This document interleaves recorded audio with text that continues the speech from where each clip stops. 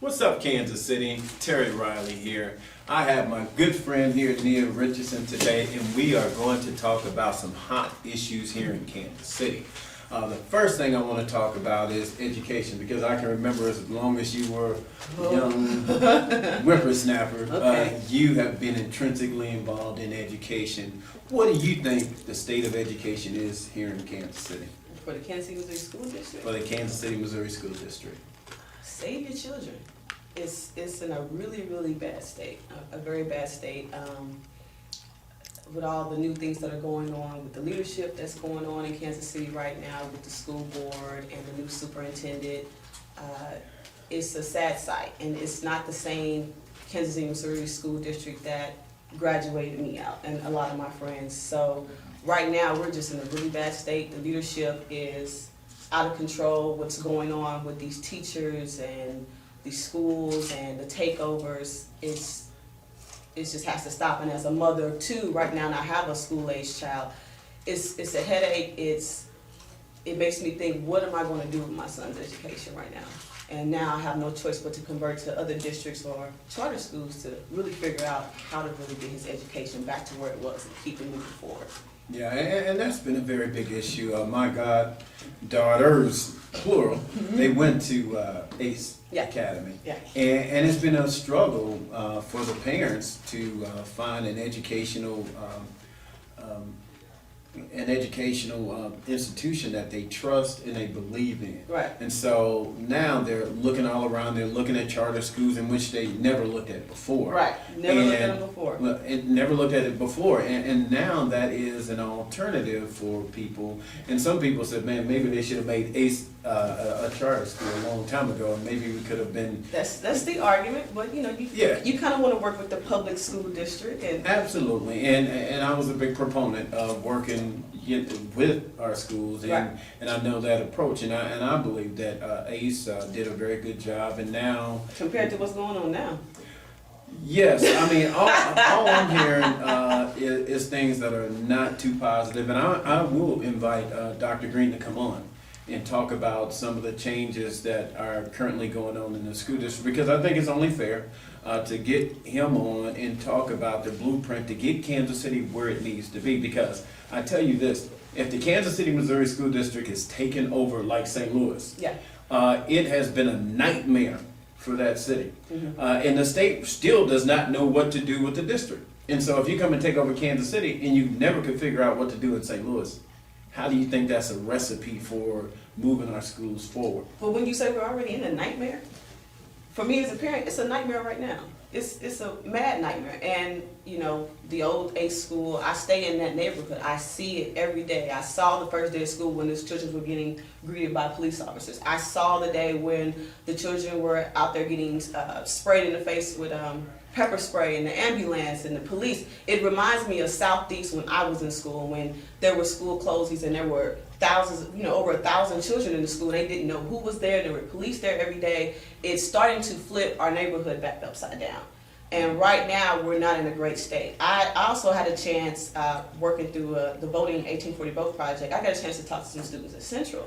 Mm-hmm. And they were just so discouraged by the fact that they had these Teach for America teachers who just are not relating or really caring enough about their education. It takes teachers who've been in this system for a while to better understand and what they need to do, what's the difference between a child's personality and their behavior, and how to better work with them, and how to make sure that they actually succeed in school. And right now we don't have that. So whatever this district, this superintendent, this board president is doing right now, y'all need to do better. It's a mess, and they need to clean it up right away. Because whatever they think they're doing is sending our children's education downhill, and hopefully somebody will get him to recall or resign anytime soon, in my opinion. Well, thank you for your candor. You've never been short with that, but when you're dealing with the education of our kids, it's never, I know we just laugh right then, but it's never a joking matter. Yeah. And one of the things I feel that Kansas City should really look at, Kansas City is a mecca for engineering firms. Yeah, we have the highest per capita engineers. Yeah, per capita in the whole nation, we have more engineering firms. I don't understand why there is not an engineering institute, a pipeline for sending our young people through there. Since the beginning of time, since we built the pyramids, African Americans have been very good at drawings and architecture and also engineering. And so it's just part of our DNA, our culture. And so I believe that we should start looking at that, see if we can partner with UMKC and get a partnership from high school to college to engineers and architects out there, because we have so many here and we have some of the best in the nation. Right. And so that's something I want to talk to you about in the future, a future interview, and we can bring on probably the dean from UMKC, so that we can talk about that, because dealing with young people, you have to reach them where they are. Yes. Because you have a number of issues. Like, I do some consulting for Hope Academy, and if I see a kid just, someone said, okay, that kid's out of control, they're exploding. I'll go over there and just say, hey, can I talk to you, sir? And they look at me like, sir? They look at me like, ma'am? Right. Yes. I mean, you give them that respect. You can just freeze whatever hostility they have. Right. Pull them over to the side. Deal with them where they are. See, and I think that's what you are talking about with Teach for America. They have to be able to connect with these young people, or they will resist you, and you will never connect with them, and they won't be educated. And so there's different ways of connecting to young people as it relates to education. And if you can't relate there, it's a problem. And I've also talked about entrepreneurship being part of the curriculum in the school district, because there is a confidence level there of, owning your own business, and every day in, day out, doing stuff that you love. When you can do something you love, you do it a whole lot better. Right. Because I love being in business for myself, because I got my own schedule. Yeah, I have my own schedule, as you know. And I'm able to be up there at the school, and they're like, wow, this guy is I go on every field trip. Yeah. I mean, I'm the PA president. I coach track and soccer and t-ball. I have the flexibility. Right. And to give you a really good picture of that, and how they do this all over the world, this entrepreneurial thing, I was in Vietnam, 2005, the International Council of Young Political Leaders. They picked 4 Democrats from around the country, and 4 Republicans. A governor or a U.S. senator have to nominate you. And so I was chosen after the second time, and we went there. It was the first day of school, and they had a big pep rally, balloons and bands and stuff like that, to celebrate the opening of school. And here, it's just a tough time. Kids might be going, you might not. You might get your daddy to take it, you might not. You might get your mom. My point is, over there in the morning, I went running in the morning at 5, 6 o'clock in the morning. Everyone was just lined up on the streets with their business. And they taught those young people early, before they went to school. They helped mom or dad set up their business, then they went on to school.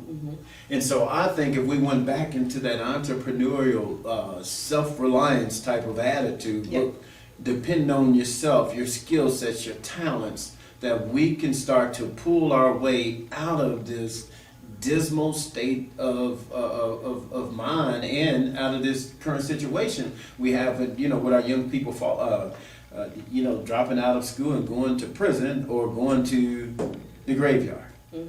And so I am I'm still optimistic. And we still have people out there like yourself that's doing a lot in the community. And we have so many young people in this town that are just hitting jewels that people don't know about, that are doing terrific things in Kansas City. And we plan on getting them on this show. We plan on getting them involved. And the current leadership, how do you feel about the current political landscape here in Kansas City as it relates to, politics or boards and commissions or other things? I mean, how do you feel as a person in your 30s that... You just gonna put that out there? No, I mean, you might have just turned 30. But... Okay, leadership. Yeah. In Kansas City. Leadership in Kansas City, sometimes we refer to them as the old guard, my elders, your mentors. depending on who it is, it's either an easy transition or it's a battle. And what me and my colleagues have seen is that every time we try to do something, we either get met with, full hands of helping us pull up, or we may get met with some resistance, or we may get help, but it's, I'm going to take credit, or, it's never something we can just wholeheartedly do and just get support from.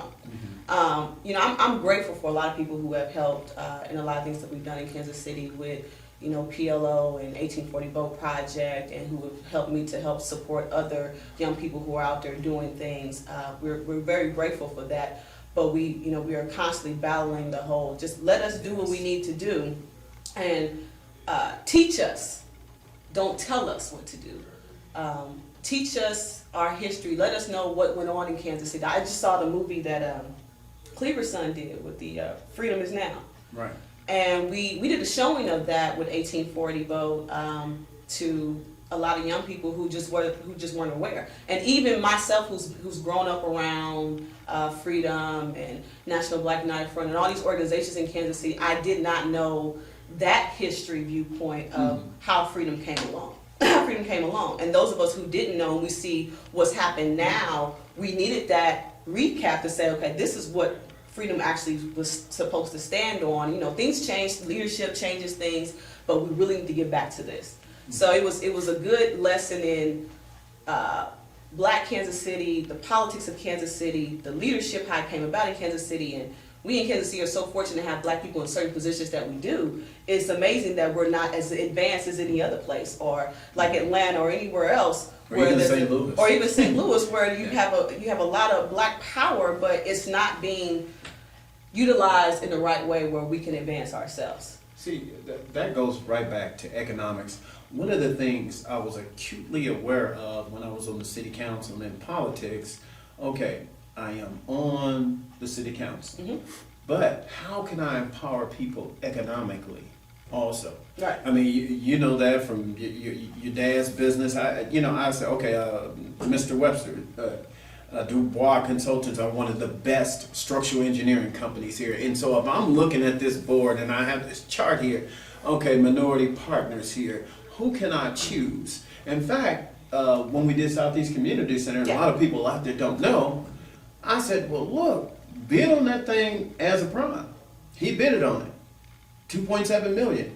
The entire contract went to an African American. See, you have to look at the long-term ramification. How can I help him build his business so that he can continue to live in the community, spend his money in the community, hire people from the community? That's how you build economically in your community and keep your treasures in the community also. Not saying no, don't spend it in any other community, but no. I mean, in the Jewish community, they show good lessons of that. In the majority community, and particularly in the Asian community, it's a shared wealth, the Latino community. And what we have to do is get into building ourselves from an economic standpoint.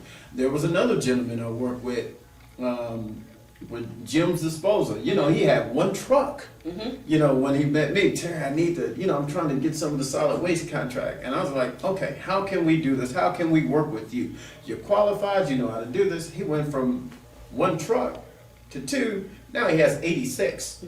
86 trucks. See, that's how you build communities. And it's all about economics. So if you educate them first, then you get them trained in college. Then you bring them back to Kansas City. Then they're able to start businesses. And then they're able to grow up. And then be independent business people so that you can go out there and not have the fear of, if someone say, hey, you need to hush. You're like, look, I'm doing the right thing. I have my own business. Right. See, and a lot of people fear standing up because they say, well, they might just pull my rug off and under me from an economic standpoint. So I'm scared. That's why a lot of people are scared to stand up. And I know a lot of folks used to get mad, well, Terry, if you do that, you won't be able to run for mayor. I don't care. Because, look, I know if I'm doing what's right, I know I'll be taken care of anyway. I'm not want to be looked at in the eyes of people. How did God see me here? Yeah, we all sinners, we make mistakes, but I tell you one thing, every bill that I worked on, we were like, okay, we're going to increase minority and women-owned business participation with the Sprint Center. Right. A lot of people were crying about it. Well, we said we would do 40%. I shot high at 40. I know it wasn't practical or even feasible based on the different companies we had here, because we've lost a lot of our African-American companies. Right. But we end up at 30. And then the minority side, we end up at like 14. So 44? You know, and you know, on the engineering, on the design side, we were able to do a lot more. Even the bond council on the Sprint Center, $276 million was an African American man. 20% was an African American female. See, stuff like that makes an economic impact, where they can hire more people, teach them so that they can pass the baton on.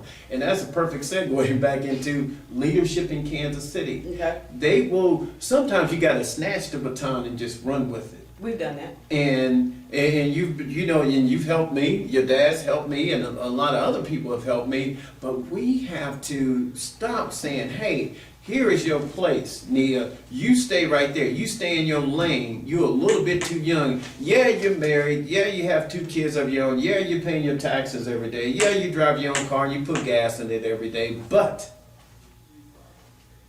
you're just as much of a leader as that person over there. And you have the ability to be one. Yeah. And so that's what I struggle with. And so we must look to the future and see how we can continue to promote more African Americans in leadership, but help them along the way. I mean, so I think it's more so we need to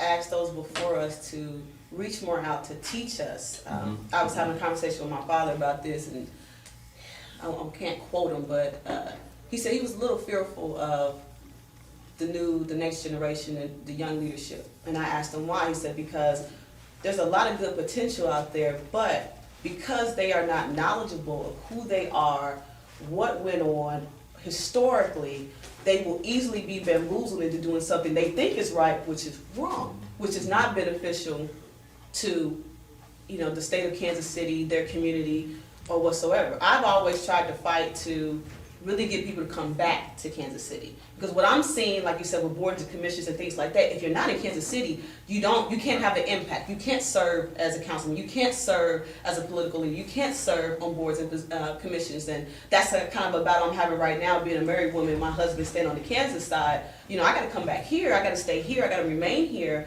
because everything I do is based on my residency and the fact that I'm right here. If I'm away from my community, I will become more and more disengaged. Mm-hmm. But if I'm in my community, I'm engaged, I know what's going on. Every time I walk out the door, I see it, and there's never a question of what does my community need. I don't really have to ask anybody, I see it every day. So we really need to, I've really been trying to figure out a way, how do I get more young people like myself to come back? And then the problem is that there are very few of us who can do what I do, who have the flexibility to get away, who can start programs, who can start the movements, who can do these different things, because very few of us are entrepreneurs. Very few of us are here, and the rest of us who may have the means or the money to help support it, we work for corporate America, and we don't have the flexibility to come and do these things and sit in on meetings and meet and greet. Because so many times, though, I sit in a meeting, they say, well, where are the young people at? I said, we at work. I mean, everybody in here has a business, and you guys are either retired or have businesses, but my generation doesn't have that. We don't have that flexibility. And so we're trying to do that, support us on what we're trying to do. Our parents told us to go to school, work for somebody. Nobody told us to go be entrepreneurs, unless your parents were entrepreneurs themselves. So that's kind of what happened with my generation. So we're fighting to try to figure out how do we get back engaged so that we can recreate what was already there, which is a bunch of entrepreneurs, a bunch of people who were politically involved and changing the community, which we don't have today. And the good thing is that's why we're here today. Okay. So that we can start to reach the masses, talk about these issues that are very important, get people to come out. African Americans that own a business, come on this show. Let's talk about your business. What can we do to be a resource to you? Mm-hmm. so that we can mutually benefit one another in this community, so that we can start growing businesses. We can see our young people graduating at a faster rate. We can see the homicides in this town to go down. You know, we can start living in our neighborhoods where every night you don't have to roll on the floor because you hear a gunfire or AK-47 shooting through the neighborhood. You know, where we can let Al Brooks rest so that he doesn't have to be out there every single night. You know, Mr. Brooks is like, you know, the dad that I don't have. You know, my dad, I mean, ever since, I mean, he just stepped right in, and, you know, and I'm like, man, Mr. Brooks is up 24/7. And so every night when my phone rings about 10:45, 11 o'clock, I just answer the phone. My wife is like, who were you talking to last night? Mr. Brooks. You know, but so that we don't have to do that anymore. Right. And so having fresh grocery store, fresh produce in our community, those are the things that we should have, that we deserve to have.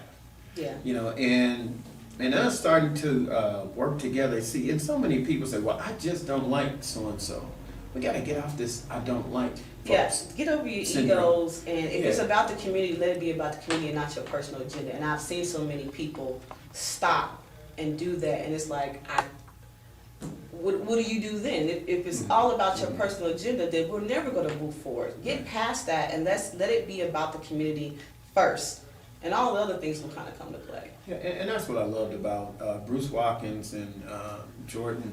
I read this book from Lacey Clay Sr. He's a former city councilman, former congressman out of St. Louis. He's one of the founders of the Congressional Black Caucus. Mm-hmm. And his motto was never permanent friends, never permanent enemies, just permanent interests. And the interest being the community. Mm-hmm. And that's what we need to get back to. The interest has been so focused on people personally, because we have a lot of people in these, you know, in spots that are political of nature, but not necessarily elected. Right. They use that as a means for them to get fed off the backs of the community. And I just, quite frankly, I think it's just wrong. Yeah. And then they will just try to, you know, push you back and chastise you for calling them on it. Mm-hmm. And so I don't want to be part of something where someone's just using it for personal gain, and not for the community to be pushed out there and promoted and receive an economic benefit from it. Mm-hmm. So I just think it's wrong. 1840, you guys have been working on that. I'm going to spin right into that, doing a very good job connecting the young people, tweeting, Facebook, Instagram. You guys are doing the whole gamut. I think that's an excellent way of blogging, and that's the way that if you want to get young people involved, that's how you do it. You can't just say, hey, it's an all-out call for young people, get involved in the community. That's what some people think. Let me find a young person. We go to them. We go to the clubs. We go to the after-hour spots. We go wherever they are at, and we talk to them about voting, and we register them, we get them engaged, we get them shirts, we take pictures, we are on the social media, we try to get them to talk about it. You know, it's kind of depressing sometimes, but you kind of see people, you know, spend the majority of their time talking about. And, you know, what we found out was that, you know, a lot of people just are not aware when elections are coming up. Unless it's a 4-year, you know, presidential election, that's the only time they vote. Mm-hmm. And sadly enough, we got a lot of people registered. We got a couple of hundred people registered to vote, young people, in all ages beyond that. But even now, to this day, I'm still getting phone calls from people asking, how do I know if I'm already registered, or, you know, when the last time you vote? Right. 4 years ago. Well, in Missouri, if you're not an active voter, which I agree with this, if you're not an active voter, you get dropped off. Because there's no reason for me to keep you registered if you're not actively voting. I feel like, screw a voter ID law. It should be required that you vote. It is, as a citizen, you should be required to vote. You should be required to be engaged in what's going on. I understand that, you know, there's still a scary point of having an uneducated voter, but we have them every day. But if you make it a requirement and then you help give them the information, and not just the answers, but the information to find the answers, then people can become more engaged in what's going on. And more educated. And more educated about what's going on. And people are a whole lot more sophisticated than they used to be. And now folks say, here, just vote. You know, No. more, you know, so you can watch MSNBC or, You can go on Brothers for Barack. We're not partisan. We're not partisan. No, no, We don't tell you. 1840 does not tell you who to vote for, Okay. but we will say go vote and make sure you're registered. And our goal is to make sure that people understand or are aware of when there are elections coming up, not just national elections. You know, we started this during the mayoral race in 2011 and city council race, and we've been kind of going ever since. And it's really just about getting people back engaged. We want to change the voting culture of Kansas City. We want Absolutely. 18 to 40-year-olds to vote because the average age of a voter is 77 years old. Wow. I guess that pretty much sums it up. But no, I really want to thank you for coming on. And again, Thank you we for will having come me. back and talk about, there's a plethora of issues out here that we can talk about. Yeah. And I thought we were going to talk about more, but okay. yeah, but I'm happy. I'm happy. time just got away from us Wonderful. today. But and you were wonderful. I interviewed you. Yeah, and I interviewed Terry. thank you. And so hey, look, we're just happy you guys are tuning in. Again, she's laughing and making me laugh. But we are tickled about the possibilities on Tuesday, Election Day, Yes. November 6th. Remember, get out and vote. And this is a democracy we live in. Never let anyone take that away from you and suppress your vote. Oh wait, we got an event tomorrow. Parade Park, Occupy Parade Park, Get Out to Vote rally. I will vote KC. We're going to have MC Light. We're going to have a lot of local people. Alicia Renee. We're going to have bands and children activities. We're asking people to bring their children. And the first couple of 100 kids, we're giving them posters, little coloring posters saying, I will vote KC, and then under it, they put the year that they're eligible to vote. And we want the children to get engaged and say, this year, 2022, I will be eligible to vote, get excited about that and want to Right. vote. So please, tomorrow, 2 to 5 p.m., Parade Park is the I Will Vote KC. Look us up on Facebook, Twitter for more information. I Will Vote KC. Okay. Again, thank you for tuning in to What's Up Kansas City. And in closing, I am one, but I'm only one. I cannot do everything, but I can do something. But what I can do, that I ought to do, by the grace of God, I shall do.